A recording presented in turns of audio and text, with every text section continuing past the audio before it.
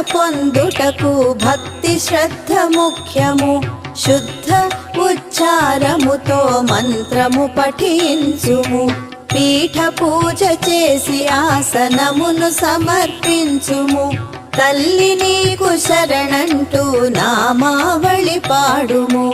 రాజేశ్వరి దేవిని భక్తితో స్మరించుము. రాహుకాల పూజ చేసి శుభ ఫలములు పొందుము.